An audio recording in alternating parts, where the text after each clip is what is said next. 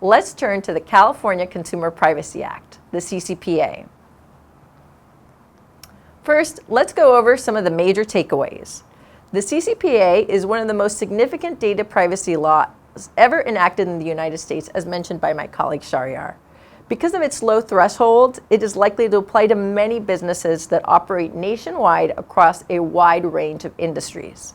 This statute has already inspired other states, which we'll discuss shortly, to introduce their own privacy laws and may prompt the federal government to act in this area as well. At least that's our prediction.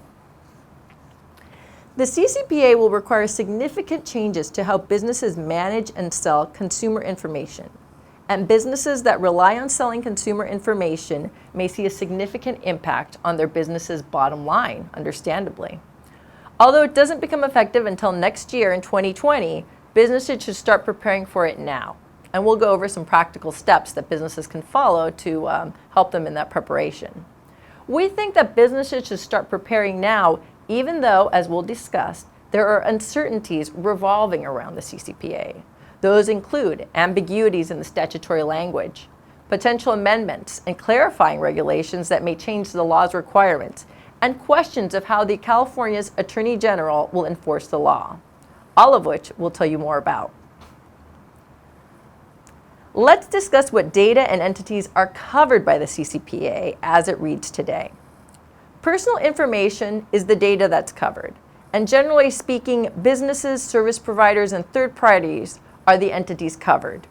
Businesses are defined as, see our first column, a legal entity that is organized for the financial benefit of its owners or for-profit businesses, and that collect consumer personal information or determine the purposes and means of processing consumer personal information, and do business in California and meet one of the following criteria. Either they have annual gross revenues of more than 25 million, or they buy, receive, sell, or share the personal information of 50,000 or more consumers, households, or devices, or, this is bullet point 3, derive 50% or more of their annual revenues from selling consumer personal information. Businesses may also include corporate affiliates. That's something to remember. Those are corporate affiliates where the business is controlled by or controls an affiliate, and the business shares common branding with the affiliate. There is no small business exception under the CCPA. As for service providers and third parties, we have the definition on this slide, but let's go through it. Service providers are for-profit legal entities that process consumer personal information on behalf of a business pursuant to a contract that prohibits the service provider from processing the information for any purpose other than those specified by the business.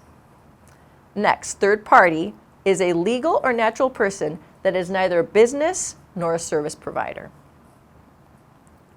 Some terms to consider from those definitions are the terms consumer and personal information and household. Under the CCPA, a consumer is a natural person who is a California resident.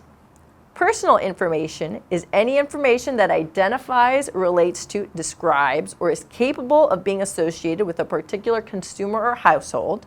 That, as you probably are noting, is a very broad definition, much like we saw with the GDPR. But household, that is not a term that's defined under the CCPA.